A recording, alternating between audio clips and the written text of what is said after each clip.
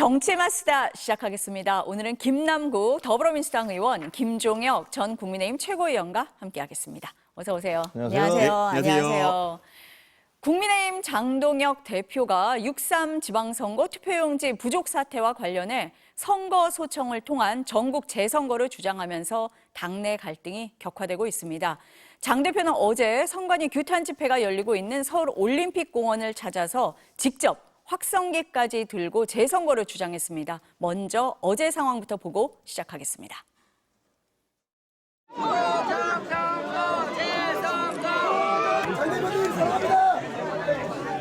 지금 시민들이 원하는 것은 재선거입니다. 특검입니다. 선관위 개혁입니다. 강제 해산을 시도하는 것은 결국 민심의 역풍을 맞게 될 것입니다. 장동혁 대표는 이전까지는 모자에 마스크를 쓰고 집회에 참석했는데요. 어제는 맨 얼굴로 나와서 확성기까지 들었습니다. 먼저 최고위원님, 장동혁 대표 어떻게 보고 계세요? 우선 김남국 의원이 지난번까지 오실 때는 저와 같은 원외였는데 이번에 재보궐선거에 당선이 되셔서 안산 의원이 되셨는데 하여튼 다시 오신 거 환영을 합니다. 감사합니다. 제가 시작할 때 이 말씀을 드리고 시작을 할까 말까 하다가 넘어갔는데 바로 최고위원님이 축하 인사를 해주시네요. 어려울 때 또 선배님께서 많이 격려해 주시고 또 도와주셔가지고 큰 힘이 되었습니다. 여야가 이렇게 지내야 되는데요. 자, 일단 장동혁 대표가 오늘 지금 이제 의총이 열리고 있잖아요. 2시부터. 경론이 예상이 됩니다. 근데 가장 큰 논란이 되는 것은 지금 화면에 보이는 저 장면일 거예요. 그러니까 당대표를 이번 선거 책임을 지고 물러가라 마라. 이거 한두 명이 얘기할 수도 있겠지만 더 큰 문제는 아니 도대체 우리 당의 이번 선거에 대한 이 선관위 사태에 대한 입장이 뭐냐. 그 당대표는 지금 거의 부정선거다. 그리고 전국 재선거다. 이렇게 얘기를 하고 있는 거 아닙니까? 근데 이게 도대체 우리 당의 입장인 거냐. 누가 도대체 당대표에게 그렇게 얘기할 수 있는 권한을 준 거냐. 그 당대표 개인으로 얘기한 거냐. 당대표 입장에서 얘기한 거냐. 이런 부분이 굉장히 논란이 될 것 같아요. 여러 의원이 부글부글 끓고 있더라고요.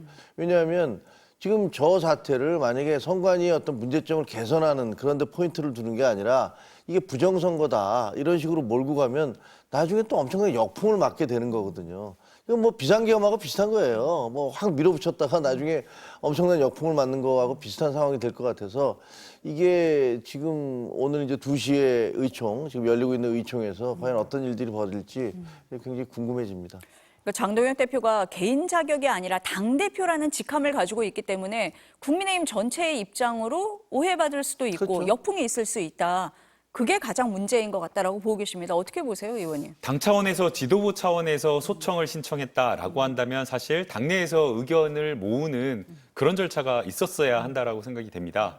그런데 지금 장동혁 대표가 소청을 6곳을 신청했는데 어떤 기준에 의해서 재선거를 치르자고 이쪽만 소청 신청을 했는지 그 기준 자체를 알지 못하다 보니까 여기에 대해서 많은 지지자들과 국민 혼란할 수밖에 없다는 생각이 들고요.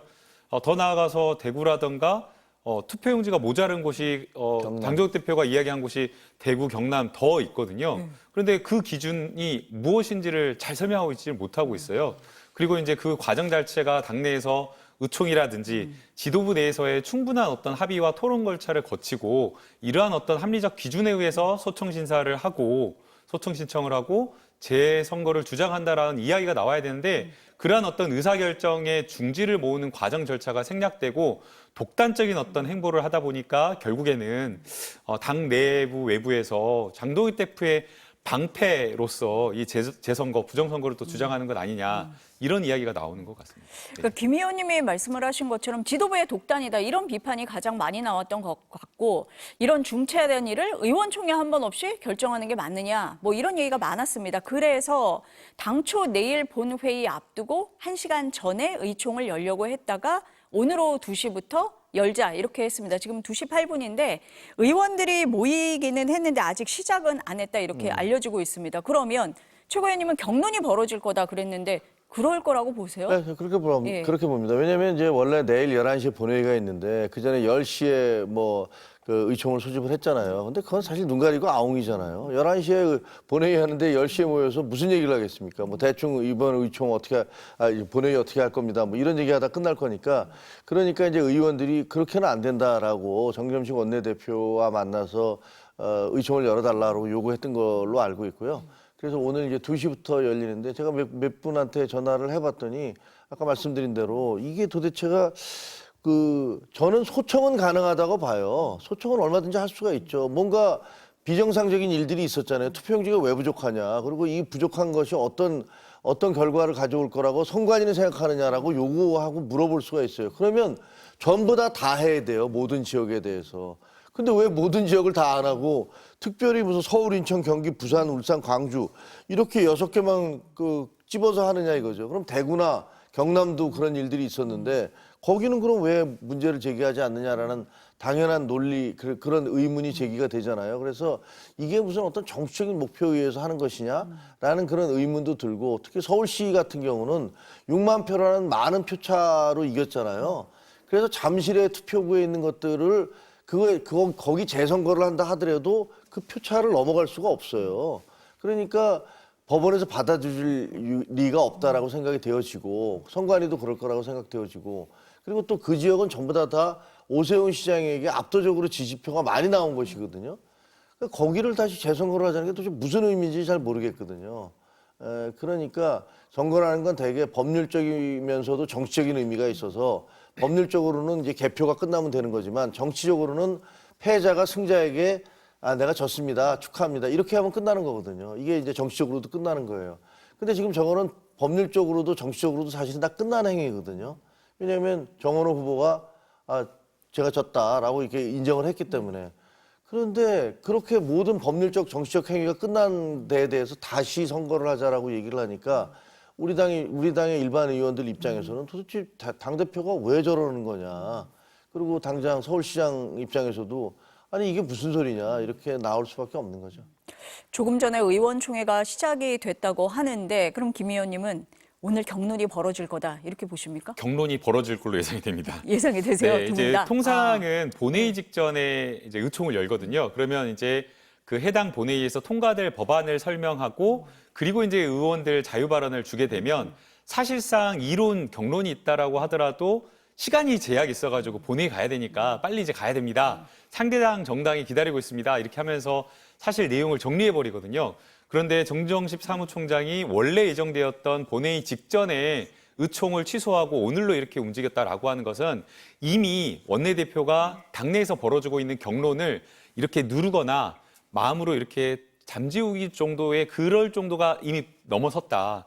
폭발할 정도의 그런 어떤 경론이 벌어지고 있는 상황이어서 의총 시간을 옮길 수밖에 없었다 이렇게 추정을 할 수가 있고요.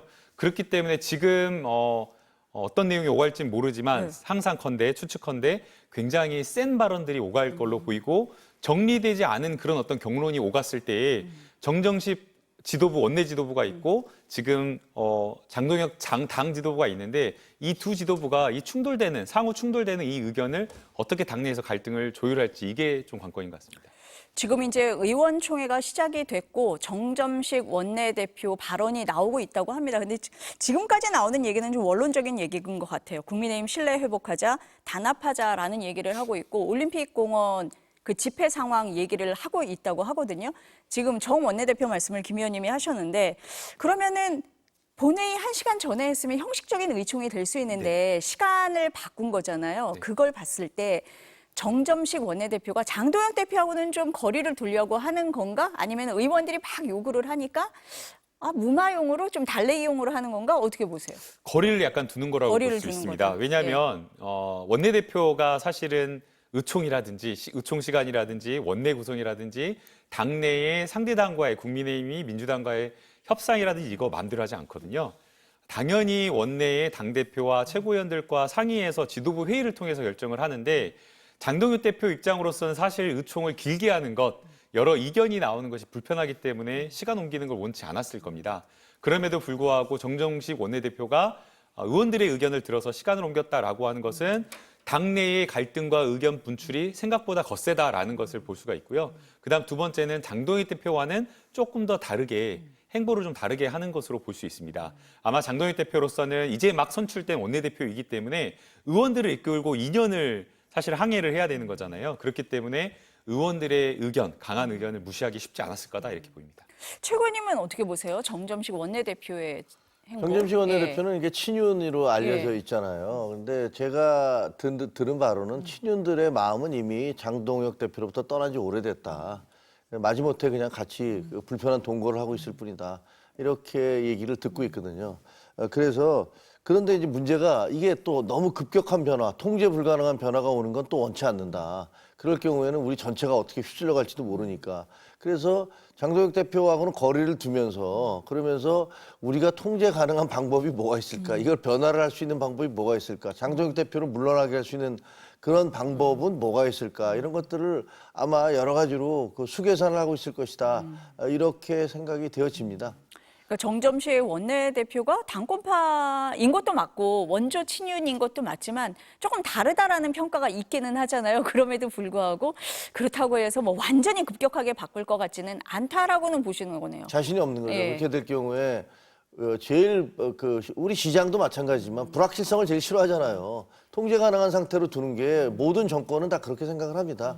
그러니까 장동혁 대표라는 지금 현재 리더십이 저게 공백이 생겨버릴 경우에 그 다음을 어떻게 수습할 것이냐에 대한 계산이 아직 서 있지 않기 때문에 그래서 어정쩡한 그런 그 상태를 계속 유지하는 것 같아요. 장 대표에 대해서도 일정 부분 거리를 두면서 의원들이 요구하면 저 회의도 열어주고 그러나 저 회의에서 만약에 또 급격하게 너무 심한 발언이 나오면 그것도 아마 저는 통제할 거라고 봅니다. 아, 그렇게까지는 가지 맙시다. 뭐 이러지 않을까 생각이 들어요. 리더십 대안을 찾는데 아마 고민을 하고 있지 않을까 생각이 들어요. 그러니까 당장의 장동익 대표 지도부 사퇴를 하고 그 다음에 어떤 대안을 찾는다라고 했을 때 떠오르는 인물을 당내에서 찾기가 쉽지 않거든요.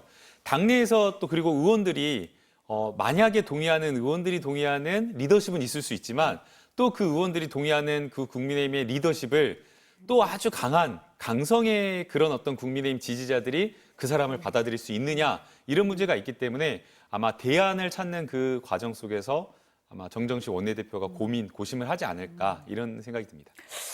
어떤 고심을 하고 어떤 결론을 낼지는 좀 봐야 될 것 같습니다. 최고위에서 선거 소청을 의결한 지역에 서울이 포함이 됐습니다. 당장 오세훈 서울시장이 반발하고 있는데요. 발언 들어보시겠습니다. 이미 장동혁 지도부는 수명을 다했다고 생각합니다. 왜냐하면 리더십이 결정적으로 타격을 받았기 때문입니다. 그런 만큼 의원총회에서 충분한 심도 있는 논의가 이루어져서 장동혁 지도부의 거취와 아울러서 이번 재선거 주장이 다분히 본인 정치적인 입지를 강화하기 위한 어떤 정략적인 구호다라는 점에 초점이 맞추어져서 충분한 논의가 이루어지기를 바랍니다. 오세훈 서울시장은 어제도 장동혁 대표를 향해서 자리 보전용이다 이렇게 강하게 비판을 했는데 오늘도 강한 메시지를 냈습니다. 의총에서 논의해야 한다 이 얘기도 다시 했습니다. 최고위님 어떻습니까? 오세훈 시장의 이런 강한 메시지 당권파들이 나를 흔들고 있다 이렇게 보기 때문입니까? 네, 오늘의 이 그런 것 반발 어떻게 보세요? 아니 그리고 논리적으로 말이 잘 안 되잖아요. 상식적으로 무슨 설득력이 좀 있어야지 그걸 받아들인지 논쟁을 하든지 하는 건데 저거는 아까 말씀드렸던 대로 법률적으로 정치적으로 이미 끝난 사항을 다시 재선거를 하자 뭐 이렇게 주장을 하고 그것도 전국 재선거를 하자는 게 지금 장동혁 대표와 이른바 그 윤어게인 하시는 분들이 하는 거잖아요. 그러니까 전국 재선거를 하자. 그러니까 우리가 이겼던 선거도 다 이제 뒤집자 이런 얘기고 그러면 저 얘기는 이제 보궐선거도 함께 치러졌잖아요. 그러니까 그 부정선거, 선거 부정이 있었는데 부정선거가 있었는데 오세훈을 당선시키기 위해서 혹은 평택에서 유이동을 당선시키기 위해서 아니면은 부산 북갑에서 한동훈을 당선시키기 위해서 부정선거를 했다. 그렇게 얘기할 수는 없는 거잖아요. 그건 말이 안 되잖아요. 그게 말이 안 되면 그런 얘기를 하면 뭐라 그러냐면요. 아, 부정선거를 했는데 그 사람들이 워낙 많이 이겨서 그걸 덮지 못한 거야. 똑같은 얘기. 지난번에도 0.73%로 뭐 왜 0.73%밖에 못 이겼냐 그러면 우리가 훨씬 더 이기는 거였는데 부정선거 때문에 그거밖에 못 이긴 거야. 이렇게 얘기한단 말이에요. 근데 이게 앞뒤가 안 맞는 게 아니 그 이전에는 뭐라고 그랬냐면요. 한동훈과 오세훈과 유이동은 배신자라서 절대로 이길 수 없다. 사람들이 다 안 찍는다. 이렇게 얘기를 했던 거거든요. 근데 이제 와서는 또 그 사람들이 너무 많은 득표를 해서 부정선거가 불가능했다라고 얘기하면 도대체 앞뒤가 맞는 말을 하는 게 아니잖아요. 그래서 사실 저는 저 부정선거 주장은 그냥 망상이다라고 생각을 합니다. 그래 젊은 2030 세대들이 뭐 굉장히 분노감, 참정권이 그 박탈당한 데 대해서 굉장히 분노하는 건 그건 시민으로서 당연히 받아들여야 되는 거잖아요. 그럼 올바른 요구예요. 근데 그것을 정치권이 어떤 식으로 이들의 어떤 그 분노의 에너지를 긍정의 에너지로 바꿀 수 있을지 노력을 해야 되는데 그거를 어떤 사람들은 그 현장에 가서 부정선거니 뭐니 이런 팻말을 장도혁 대표가 그러고 있는 거 아닙니까? 그래 써가면서 이 에너지를 점점 더 부정적인 쪽으로 점점 더 증오 에너지로 바꾸려고 그래서 그것을 통해서 자기들의 어떤 정치적 이득을 얻으려고 하고 있는 것이다라고 저는 생각을 해요. 그래서 굉장히 나쁜 정치를 하고 있다라고 봅니다. 그러니까 오세훈 시장 입장에서는 아니 재선거를 할 상황이 아닌데 왜 이런 얘기를 하느냐에 대한 답답함도 있고 아 이거 정치적으로 뭔가 이득을 얻으려고 나를 공격하는 거냐 뭐 이렇게 보는 시각도 있다라고 보시는 것 같아요. 오세훈 시장 예. 입장에서는 예. 경선을 얼마나 많은 우여곡절과 파고를 넘어서 겨우겨우 나왔죠. 겨우겨우 지금 시장이 당선됐는데 지금 또 나를 재선거로 몰아넣는다고 하면서 아마 기가 막혀 할 겁니다. 그러다 이제 오세훈 시장으로서 마음은 아마 저렇게 이제 장동혁 지도부를 직격하는 게 단순히 이제 지도부 흔들기 차원 아니면 지도부를 비판하기 차원을 넘어서서 이제 지금 오세훈 시장은 이번 당선으로 국민의힘 보수 진영에서 한동훈 대표와 함께 차기 대권 유력한 지도자 반열에 오른 그런 상황으로 평가하고 있거든요. 그래서 이것은 단순하게 나를 재선거로 이렇게 공격해서 그랬던 것을 넘어서서 그 해석을 넘어서서 이제 국민의힘 지도부와 이 보수의 미래에 대해서 조금 더 리더십을 발휘하겠다라는 그런 메시지, 그런 포석이 좀 깔려 있지 않을까라는 생각이 들고요. 아마 지금보다 더 적극적으로 보수 진영에 필요한 발언들을 계속 이어나갈 것으로 생각이 됩니다. 최 의원님 이 부분은 어떻습니까? 차기 지도자로서 당내 문제에 적극적으로 목소리를 낼 거다. 저는 굉장히 그러니까 좋은 그 긍정적인 시도라고 생각을 합니다. 사실 어떻게 보면요. 그 이번 선거를 통해서 보수 진영의 어떤 가장 큰 소득은 한동훈과 오세훈이라는 그 아주 강력한 차기 지도자급들이 살아남은 거예요.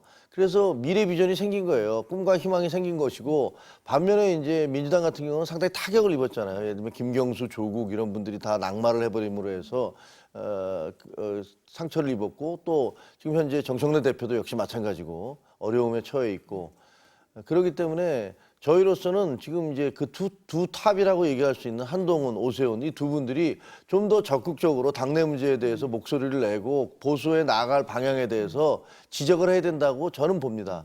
오세훈 시장님께서는 지난번에 그 비상계엄과 관련해서 조금 미온적으로 대응하신 게 있어요. 그리고 좀 왔다 갔다 하신 부분도 있고.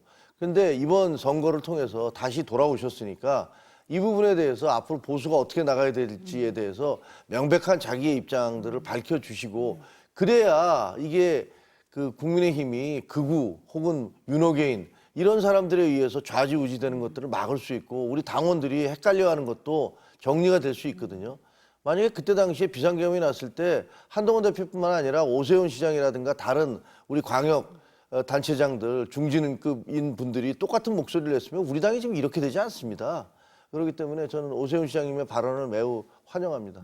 그러니까 두 분 모두 오세훈 시장이 좀 더 적극적으로 목소리를 낼 거다. 이 부분에 대해서는 동의를 하시는 것 같습니다. 또 최고위원님은 그게 바람직하다 이렇게 보시는 것 같아요. 두 분이 앞서서 말씀을 하실 때 왜 최고위에서 선거 소청 6건만 했느냐, 기준이 뭐냐 이런 말씀을 하셨잖아요. 그 이후에 장동혁 대표가 한 유튜브 방송에 출연을 해서 대구, 경남도 넣어야 된다, 충북도 넣어야 된다 이런 얘기를 했단 말이에요. 그랬더니 추경호 대구시장 당선인 당권파라고 할 수 있는데 설명 못 들었다 이렇게 얘기를 하고 있습니다. 도대체 무슨 의도일까요, 장 대표는? 그냥 막 지르는 거잖아요. 그러니까 아무것도 처음에 아니 그게 무슨 재선거가 애들 장난이 아니지 않습니까? 그거를 하자고 얘기하면서 6개 했다가 나중에 다른 데는 어떻게 된 겁니까? 다른 데도 그런 비슷한 일이 있었잖아요. 그러니까 그럼 거기도 포함시키고 거기도 포함시키고 아니 이게 도대체가 이러면 당의 신뢰도가 생기겠습니까? 그러니까 처음에 저는 그 긴급 최고회의를 열어서 그 6개를 선정한 것도 굉장히 정파적이고 정략적이었다고 생각을 하고요. 심하게 하면. 그다음에 그 이후에 지금 얘기하는 것도 아무런 계산이나 계획이나 논리 없이 그걸 발표했기 때문에 그런 논리적 허점에 대해서 누가 파고들면 그럼 그것도 하면 되지 이렇게 나오고 있는 것 같아요. 그러니까 한마디로 신뢰가 없어지는 거죠. 그러니까 국민의힘이 이긴 곳은 왜 뺐느냐 이런 얘기가 나온 거잖아요. 대구, 경남 그래서 뺀 거 아니야? 근데 서울은 왜 넣었어? 뭐 이러니까 이렇게 나오는 거다라고 보시는 것 같은데. 원래 이제 예. 당에서 예. 어떤 의사결정을 예. 하고 대변인이나 당대표가 공식 성명을 발표했을 때에는 단순히 몇 문장 이렇게 발표하는 것 이면에 왜 그런 의사결정을 했는지를 설명할 수가 있어야 되거든요. 그런데 이 기준을 설명하기가 어려운 거죠. 국민의힘이 진 곳만 재선거를 주장했다라고 하면 뭐 이해할 수 있을 것 같아요. 물론 이제 국민으로서는 납득이 안 되지만 그 기준이라고 있는 게 있는 거잖아요. 아니면은 투표용지가 부족해가지고 선거를 잘 못 치렀는데 참정권이 침해가 되었는데 이게 아주 중대한 침해에 이를 정도가 된 곳만 신청했다. 어떤 특정한 설명될 수 있는 기준이 있어야 되는데 지금 장동혁 대표 같은 경우에는 6곳과 하지 않은 2곳에 대한 그 가르는 기준을 설명하지 못하는 거고요. 유튜브에서 막 댓글로 많은 지지자들이 왜 거기도 안 했냐, 해야 된다라고 주장을 하니까 금방 며칠 전에 본인이 했던 발언을 뒤집고 다시 거기도 하면 되는 것 아니냐 이렇게 지금 이야기를 하고 있어서 지금 장동혁 대표가 지도부를 이끌어가는 과정에서 의사결정에 이르는 과정 그리고 설명하는 그 기준에 전혀 뭔가 이렇게 갈피를 못 잡고 그냥 즉흥적으로 하는 것 아니냐 이렇게 추정이 됩니다. 그러니까 처음부터 기준이 없었는데 무슨 설명이 필요하겠냐 두 분 다 이렇게 보시는 것 같습니다. 오늘 뭐 의원총회가 열리고 있습니다만 의원들이 막 압박을 한다고 해도 장 대표 사퇴로 이어질 거냐? 현실적으로 방법이 없다 이런 얘기를 많이 하잖아요. 우재준 양양자 최고위원이 총사퇴하자 이렇게 건의를 했는데 당권파에서 철없는 소리다, 외계어다 뭐 이렇게 얘기를 했습니다. 그리고 장동혁 대표가 최근에 여론조사 잘 나오고 있지 않냐. 근데 왜 이렇게 지도부를 공격하나 이런 얘기도 해요. 그럼 계속 가는 겁니까? 장 대표는 이걸 계속 방패막이로 삼고 있는 거예요? 아니 이제 예. 어차피 임기는 내년 7월 말까지인가 그렇죠. 그래요. 근데 제가 보기에는 이게 국민적 신뢰도 그다음에 여론의 어떤 지지를 받지 못하는 당대표는 허수아비나 다름이 없어요. 근데 지금 이제 그 선관위 사태라는 갑작스러운 그런 상황에 따라서 그 착시 현상이 벌어지고 있는 거잖아요. 그 선관위를 관리를 제대로 못했다니 이거 헌법기관이긴 하지만 어쨌든 정부 여당 책임인 거 아니냐라는 그런 여론이 일고 있는 것이고 또 민주당 내에서의 대통령과 당대표와의 갈등 상황 이런 것들 때문에 상대적으로 그리고 또 아까 말씀드렸던 대로 우리 당에서 한동훈과 오세훈이라는 두 사람이 살아 돌아온 것 이런 것들이 모두 겹쳐지면서 보수 유권자들이 응답을 많이 하기 시작한 거죠. 이제 꿈과 희망을 가지고 응답을 많이 하기 시작하면서 지지도가 올라가고 있는 거예요. 저게 장동혁 대표하고는 아무 상관이 없는 거거든요. 근데 본인이 남이 만들어 놓은 것을 이거 내 거야라고 이제 가져가려고 하는 그런 태도라고 생각해서 정치적으로 굉장히 온당치 못하다, 적절치 못하다라는 생각을 해요. 그런데 그럼에도 불구하고 저게 저는 이제 이번에 그 국조특위 만들어지잖아요. 그리고 거기서 이제 특검을 할지 어떻게 될지 알 수 없지만 이 수사가 진행되면 선관위가 얼마나 무능하고 여러 가지 문제점이 있는지 다 밝혀질 겁니다. 그리고 국민들도 보게 될 겁니다. 저렇게 문제가 많고 무능한 집단이 그렇게 조직적인 부정선거를 한다는 것은 상상도 할 수 없는 일이구나라는 것들을 아시게 될 거고 이번에 선관위 서버도 압수수색을 했잖아요. 그동안에 문제된 것들 다 밝혀야 돼요. 더구나 이번에 위원장은 우리 국민의힘에서 맡고 있잖아요. 그러니까 다 밝혀낼 겁니다. 그러고 나면 그동안에 부정선거라는 것들이 부정선거 주장이라는 것들이 얼마나 터무니없고 국민을 기만하고 속이는 것이었는지가 드러날 것이에요. 그럼 그거가 끝나고 난 다음에는 그렇게 주장했던 사람들이 책임을 져야 될 시간이 옵니다. 장동혁 대표는 그 대표적인 선두 자리에 황교안 전 대표와 함께 서 있을 거라고 생각합니다. 요새 이제 최근 들어서 어떤 특정 보수 언론이 일제히 장동혁 대표의 문제점들, 뭐 투기 의혹이니 뭐 이런 거 공격하기 시작하잖아요. 보수 언론들에서도 가만히 있지 않을 겁니다. 견딜 수가 없거든요. 이대로 가다가는 보수 전체가 괴멸해버릴 것이다. 이게 극우에게 다 먹혀버리면 우리는 집권 가능성이 제로가 된다는 걸 알고 있기 때문에 장동혁 대표에 대한 비판과 여론 형성, 그 비판적 여론 형성이 계속 이루어질 거예요. 그러다 보면 그게 얼마나 버틸 수 있을까? 저는 아마 오래 가지는 못할 것이다라고 생각합니다. 내년 7월이 임기이긴 하지만 그때까지는 못 버틴다. 김 의원님은 어떻게 보세요? 버텨버리지 않을까. 상상을 불허하는. 바라시는 거 아니에요? 전혀 그렇지 않은데요. 이제 장동혁 대표가 네. 계속해서 마이웨이를 하시고 계시잖아요. 국민들의 지탄과 큰 비난, 비판이 있어도 사실 깜짝 놀랐던 게 지난번 지방선거 한 달여 앞두고 미국 거의 뭐 7박 8일 이건 상상을 불허한 정말 꿈에도 생각하지 못한 그런 일정이었는데 일정을 계속해서 뭐 2박 3일, 뭐 5박 8일, 뭐 6박, 7박 8일 계속 늘어나는 그 과정에도 국내에서는 계속 비판이 있었는데도 불구하고 그 일정을 강행했었거든요.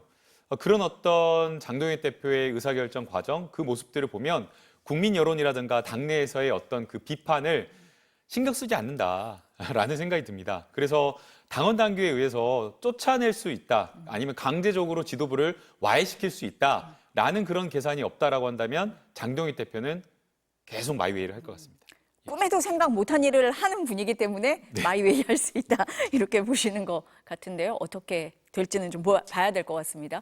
무소속 한동훈 의원의 복당 문제도 계속 얘기가 되고 있습니다. 한 의원 측에서는 처음에는 서두를 필요 없다 이런 얘기를 많이 했던 것 같은데 기류 변화가 조금 느껴집니다. 한동훈 의원의 발언 들어보시겠습니다. 저를 뭐 이렇게 반대하는 분들도 제가 보수의 대단히 중요한 어떤 전략 자산 내지는 무기다 이렇게들은 또 말씀하시던데요. 근데 그 무기를 왜 이렇게 아껴두죠? 정말 싸워야 할 시점이 왔는데 이재명 정권이 저렇게 이전 투구로 나서는 이때가 오히려 보수 재건을 하기 위한 절호의 기회고 골든타임이에요. 일부러 이 골든타임을 어떤 감정적인 문제나 정치인 개인의 어떤 불안감 때문에 미룰 필요는 없는 거예요. 지금 한동훈 의원 얘기를 들어보면 나를 빨리 써라 이렇게 들리거든요. 뭔가 좀 분위기가 달라진 겁니까? 처음에 예. 사실 뭐 입당을 당으로 들어가든가 안 들어가든가 당분간 이렇게 서두를 필요는 없다라는 게 처음에 다 판단이었어요. 근데 이 선관위 사태가 생겨났잖아요. 왜냐하면 이제 선관위 사태를 장동혁 대표가 이런 식으로까지 이용할 줄은 정말 예상을 못했어요. 아니, 설마 이렇게 불합리하게 사람들의 어떤 감정을 건드려가면서 그걸 표로 연결시키려고, 자기의 어떤 지지로 연결시키려고, 혹은 자기의 어떤 정치적 생명을 연장시키려고 할까? 그렇게까지 생각을 못했는데 그 한동훈 당선자가 의원이 아니 뭐 저렇게 서두를 필요가 없죠라고 얘기를 하니까 어떤 얘기가 나오냐면 봐 한동훈도 서두르지 않는데 뭐 장동혁 그냥 놔둬도 되는 거 아니야? 이런 얘기가 계속 나오는 거예요. 그러니까 그건 아니다.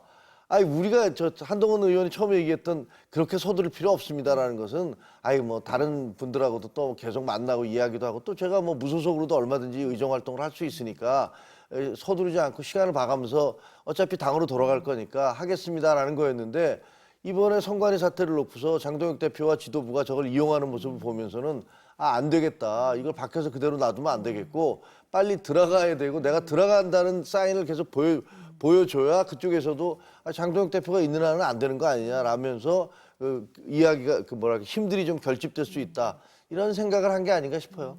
장동혁 대표의 행보 때문에 빠른 복당이 낫겠다라고 판단을 했다고 말씀을 하시는 건데 근데 이제 복당이 되느냐 안 되느냐 이 문제에 대해서는 정점식 원내대표가 됐잖아요. 근데 당권파잖아요. 네. 그렇지만 결선까지 갔던 김도욱 의원하고는 또 7표밖에 차이가 안 났기 때문에 의원들 분위기에 따라서 복당이 뭐 빨라질 수도 있고 아니다. 뭐 이런 얘기도 있었고 아니다. 장동혁 대표가 있는 한은 안 된다. 뭐 이런 얘기도 있잖아요. 장동혁 대표가 있는 동안에는 안 있는 됩니다. 한은 안 된다. 왜 안 되냐면요. 복당을 허가하고 불허하는 것은 당무를 관장하는 당 대표 마음이거든요. 그러다 보니까 아무리 의원들이 원해도 입당 심사를 불허해버리면 안 되는 거죠. 그래서 지금 장동혁 대표가 계속 거부하고 있는 상황에서는 한동훈 의원에 대한 복당이 쉽지는 않은 상황이라고 보고요. 그러면 당내의 여론은 갈릴 거라고 보입니다. 한동훈 의원을 지지하는 사람, 들어와서 우리 국민의힘을 바꿔달라고 하는 사람들 입장에서는 빨리 들어오길 바랄 텐데요. 대다수의 아마 친윤 의원들, 국민의힘 의원들은 바라지 않을 겁니다. 지금 뭐 전략자산인데 왜 사용하지 않느냐라고 하는데 그 전략자산이 오작동하면 이 국민의힘 내부를 완전히 갈등으로 폭파시킬 우려가 있기 때문에 안 받아들이는 거거든요. 당장에 지금 새롭게 지도부가 꾸려져서 지도부가 새 구성을 하고 그 새 지도부가 구성된 데에 한동훈 의원이 뭔가 역할을 해서 당대표가 될 가능성이 있어버린다라고 하면 지금 친윤 의원으로서는 공천권을 가지는 어떤 당대표에 대해 차기 당대표에 대해서 부담을 가질 수밖에 없죠. 그런데 거기에 일정 부분 한동훈 의원이 들어와서 국민의힘을 바꿔내버리면 한동훈 의원을 쫓아내는 데 앞장섰던 친윤 의원들이라든가 아니면 혁신의 대상이 될 수 있는 의원들 입장에서는 달갑지가 않기 때문에 저는 지도부 교체의 시기와 상관없이 한동훈 의원 복당에 대해서 국민의힘 상당수의 의원들이 두려워하고 약간 거부감을 가질 것이다 이런 생각이 듭니다. 두려움과 거부감이 네. 다 있을 거다. 어떻게 보세요? 뭐 그러겠죠. 예. 네, 뭐 현실적으로 그럴 것 같아요. 그러니까 변화가 필요하다, 이대로는 안 된다라는 것들은 뭐 이번 선거를 통해서 뼛속깊이 느꼈을 것이고, 특히 이제 부산 의원들 같은 경우는 부산에서 박형준 시장은 그 박민식 후보를 계속 응원을 하다가 결국 떨어졌잖아요. 그리고 비교적 중립적인 태도거나 한동훈 그 후보에게 우호적인 모습을 보였던 박완수 경남지사는 당선이 됐어요. 그러니까 어쨌든 부산 지역의 의원들도 생각이 굉장히 복잡할 거예요. 그리고 그 지금 이제 그동안에 이제 당의 기득권을 계속 행사해 왔던 친윤 의원들도 내가 살아남아야 되는데 한동훈이 와서 일찌감치 정권을 행사하거나 그러면 당대표가 되거나 뭐 당대표가 물러나고 나서 다시 전당대회가 열려서 새로 당대표가 되거나 그러면 내가 완전히 밀려나는 거 아니야? 이런 생각을 할 수가 있죠. 그런 두려움이 있을 거예요. 그러니까 한동훈 의원이 아니 나는 정말 아닌 사람들을 제외하고 다 같이 가겠다라는 얘기를 자꾸 하잖아요. 그래서 어제도 보니까 뭐 그 여러 가지 모임에도 막 가입하기 시작하더라고요. 김기현 의원이나 나경원 의원이 있는데 모임에도 들어가고, 그다음에 무슨 행사장에 가서 이 정점식 원내대표하고 반갑게 악수도 하고, 뭐 이런 노력들을 뭐 본인은 이제 해 나가는 것 같아요. 그러니까 그런 노력들이 당원 우리 저 의원들의 마음을 이제 좀 그 풀어내면 그때는 들어오기가 좀 더 쉬워지겠죠. 근데 안 믿을 것 같아요. 이제 국민의힘 의원님들 이제 이야기를 들어보면 네. 이제 한동훈 의원에 대해서 이런 평가가 있어요. 존댓말 쓰는 윤석열이다. 윤석열 대통령은 반말로 이제 막 에이 이렇게 막 하면서 이런 리더십이고, 한동훈 대표 역시나 이미 국민의힘 의원들이 겪어봤잖아요. 독단적인 부분에 있어서는 윤석열하고 다를 바가 전혀 없다라는 거예요. 그래서 말투만 존댓말 쓰고 예 그러셨어요 이렇게 존댓말만 쓰지, 리더십 차원에서는 윤석열 못지않게 독선적이고 독단적이기 때문에 국민의힘 의원들이 쉽게 속지 않을 거다 이런 생각이 듭니다. 저는 몇 년 동안 같이 있어봤는데 네. 그런 느낌을 받아본 적은 없거든요. 그러니까 예를 들면 본인이 뭐 페북에 무슨 글을 올리거나 그럴 때도 함께 그 논의하는 사람들에 올려서 이게 지금 올려도 되겠느냐 뭐 이런 것들을 하고, 이런 건 좀 고치는 게 낫겠다 하면 또 그것도 수정도 하고, 아니면 이건 지금 시기가 맞지 않으니까 안 올리는 게 좋겠다 그러면 안 올리고 뭐 이러거든요. 네. 그러니까 뭐가 독단적이라는 네. 건지 잘 모르겠는데 뭐 이런 건 있을 수 있죠. 옳고 그름이 명백한 거에 대해서 그걸 타협하지는 않습니다. 예를 들면 비상계엄이 잘못된 건데 그것을 뭐 기다려보자라든가 뭐 다른 좀 뭐 대통령이 무슨 다른 뜻이 있지 않았겠냐라고 얘기하는 것들을 받아들이지는 않죠. 그렇게 명백하게 옳고 그름이 있는 것에 대해서는 단호하지만 다른 일반적인 것들에 대해서 그렇게 독단적이다라는 거는 저는 좀 아마 의원들 말씀을 저는 이해하기 어려워요. 제가 이야기한 게 아니라 이게 국민의힘에서 이야기가 나온 거고요. 예. 보수 패널들이 매번 그 이야기를 많이 하셔가지고 많이 들었던 이야기고요. 아마 보수패널 중에서도 이제 그 당권파 네. 보수패널 아니야, 당권파는 아니고 그나마 약간 네, 중립적이시고 이제 출마를 포기하신 분들 이야기였는데 네. 이제 반신욕하면서 의사결정 혼자 많이 하신다 그 소문을 좀 많이 들었고요. 그래요? 그다음에 이제 주요한 의사결정 할 때 사실은 이미 본인 마음속에 뭔가 결정을 의중이 있다고 하더라도 그래도 참모들과 가까운 측근 그룹과 좀 논의를 해야 되는데 가까운 분들이 이제 그런 부분에 있어서 서운함이 많이 토로하시더라고요. 그래도 이제 어려움과 여러 가지 경험을 많이 쌓으셨기 때문에 아마 그런 부분에 대한 비판도 좀 보완해서 다시 들어오신다고 그런 모습을 보이시지 않을까 또 생각을 합니다. 가까운 분이시잖아요. 가까운 분의 말씀은 잘 듣는다고 하시고 최측근이라서 최측근이라서 잘 듣는 거예요. 그건 아니고. 가까운 정도 말고 최측근만 네. 스킨십을 많이 늘리고 있다고 하니까 뭐 조금 믿어보시죠. 네, 네. 민주당으로 넘어가겠습니다. 더 이야기해야 되는데 한동훈 일부러 그래서 끌어놓으신 그러면은 민주당 내부 갈등 얘기를 좀 해보겠는데요. 8월 전당대회를 앞두고 계파 갈등 모습을 보이고 있습니다. 오늘 정청래 대표의 발언 들어보시겠습니다. 숱한 우여곡절이 있었으나 1인 1표제가 시행됨으로써 이제 민주당은 당원이 주인인 당원 주권 정당의 면모를 갖추게 되었습니다.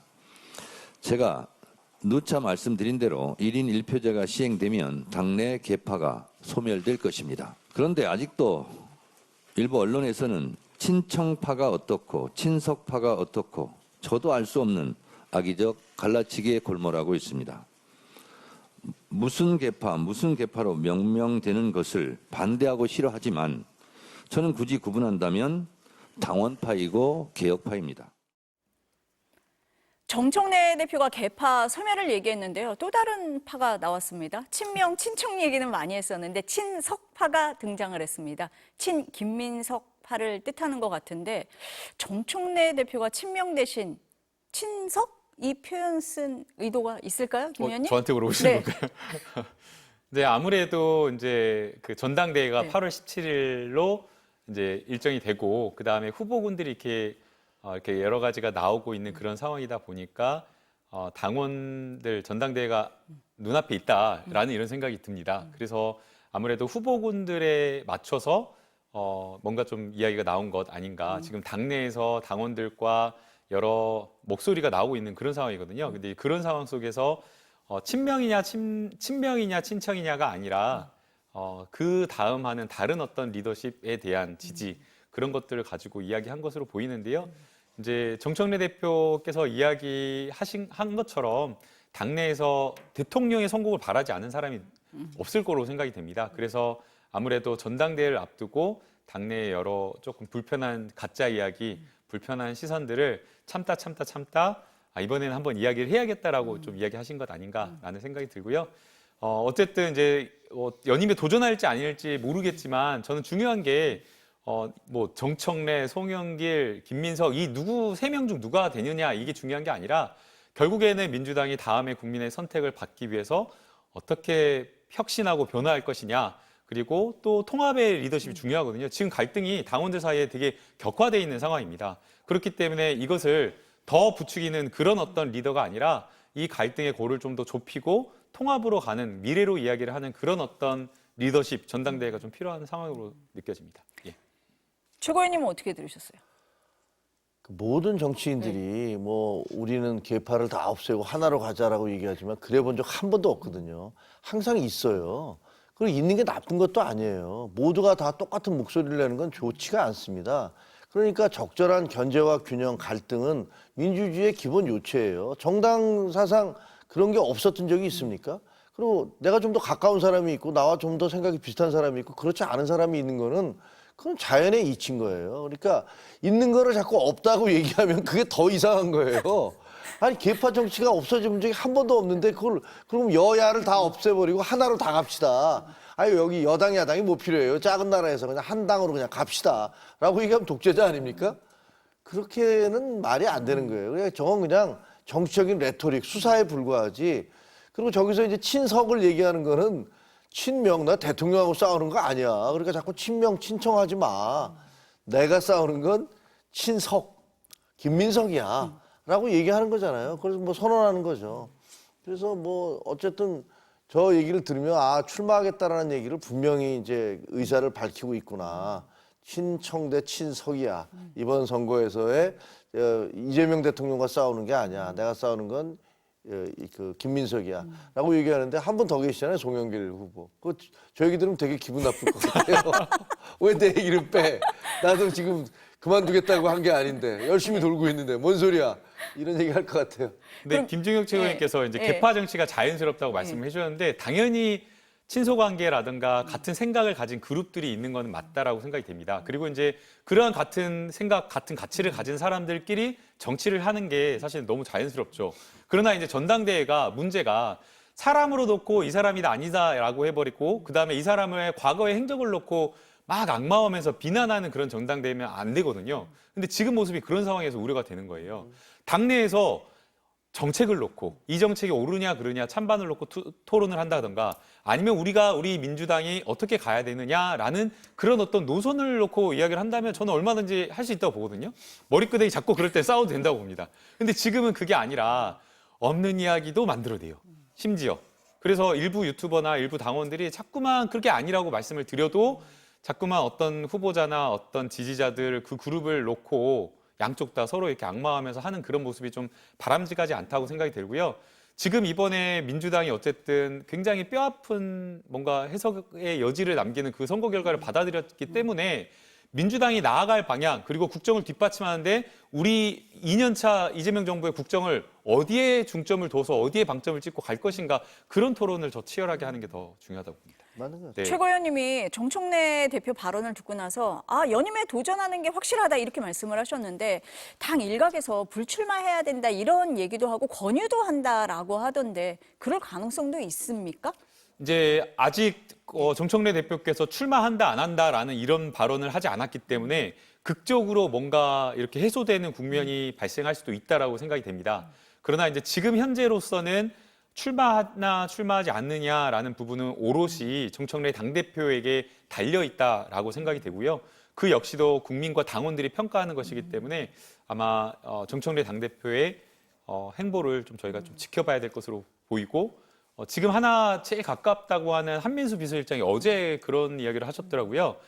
대통령께서 순방 나가 있는 동안에 출마나 불출마나 의사결정을 하지는 않을 것 같다라고 이야기했기 때문에 아마 대통령께서 순방에 돌아오신 이후에 두 분이 독대하는 어떤 자리라든가 이런 어떤 모종의 어떤 그런 자리를 통해서 이 갈등 국면이나 이런 여러 가지 전국이 좀 해소되지 않을까 기대하고 있습니다. 그러면 내일 귀국 행사에는 정청래 대표도 나가는 거예요? 나가시길 바랍니다.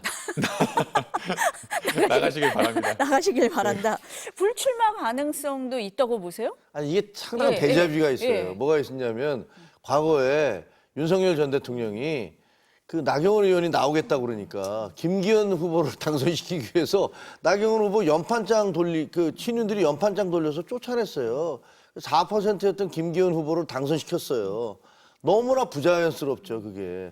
저는 뭐 정청래 대표에 대해서 상당히 비판적인 발언도 많이 했습니다만 그렇다고 해서 지금 저렇게 팔목을 비틀어서 당대표 나가지 못하게 하고 그다음에 그냥 독주하게 해서 김민석이나 송영길이나 이분들이 그냥 당선이 됐다. 그럼 그것이 과연 정상적인 민주질서일까? 정상적인 정당 정치일까? 이런 부분에 대해서도 의문이 가요. 그렇게 되면은 아마 굉장한 앙금이 생겨날 것이고 그 이후에 당 운영에 있어서 글쎄 굉장히 비판과 반발, 갈등도 심해질 수 있어요. 차라리 그냥 딱 다 나와서 네. 경쟁하고 네. 그다음에 지면 진 거에 대해서 승복하고 그러는 게 더 나을 수도 있겠다는 생각. 저는 이제 완전히 의견을 견해를 달리하는데요. 윤석열 대통령이 했던 거와 이재명 대통령 발언 완전히 취지를 달리합니다. 윤석열 대통령은 아예 직접 개입한 거였잖아요. 사람들 동원하고 연판장 돌리고 아예 강압해가지고 쫓아내고 이준석 전 대표까지. 연판장 자기가 돌린 건 아니죠. 아니 어쨌든 뒤에서 그렇게 작업하고 조종을 하는 그런 거였잖아요. 근데 이재명 대통령은 기자들 1주년 기자회견에서 본인의 소회와 생각을 말씀하신 것이고 그게 지극히 당연한 거잖아요. 통합으로 가야 된다. 그리고 국민의 야당일 때와 정당이 야당일 때와 여당일 때는 다르다라고 말씀하시면서 야당일 때는 창이지만 여당일 때는 방패라고 말하지도 않았어요.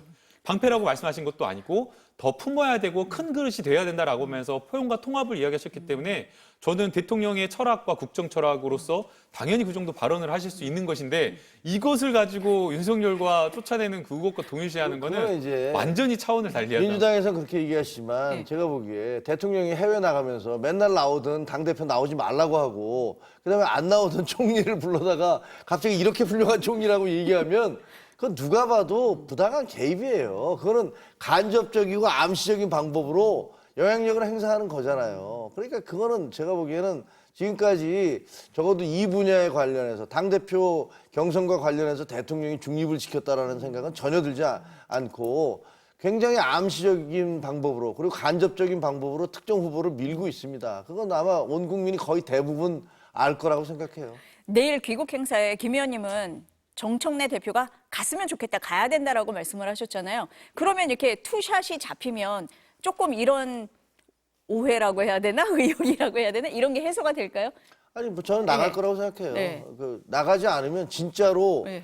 야 저기는 완전히 루비콘강 건넜구나. 서로 이제 완전히 서로 다른 쪽에서 있구나라고 생각을 할 테니까 그걸 막기 위해서라도 일단 나와서 악수하는 모습 보여질 겁니다. 근데 그냥 확 끌어안고 네. 이렇게 포옹이라도 해주시면 아, 나의 마음은 김민석 총리에게 있는 게 아니라는 걸 보여줘야 아니, 되는 거예요? 똑같은 두 사람 네. 또 한 사람 또 그러면 네. 또 뭐 오해하실 수 있으니까 둘 다 네. 그냥 이렇게 그러니까 대통령께서 그걸 잘 하셨었어요. 그래서 작년에 사실 전당대회가 나갔을 때도 전당대회 있을 때도 어느 한쪽과 사진 찍어주면 또 이쪽에 마음이 있는 것처럼 이렇게 생각할 수 있어가지고 양쪽 공이 이렇게 손잡고 사진을 찍어주시고 그랬거든요. 그래서 대통령께서 이런 어떤 갈등과 이런 것들을 좀 봉합하는 그 리더십을 좀 보여주셨으면 좋겠다 생각이 들고요. 민주당 상황이 얼마나 심각한지 네. 아시겠죠?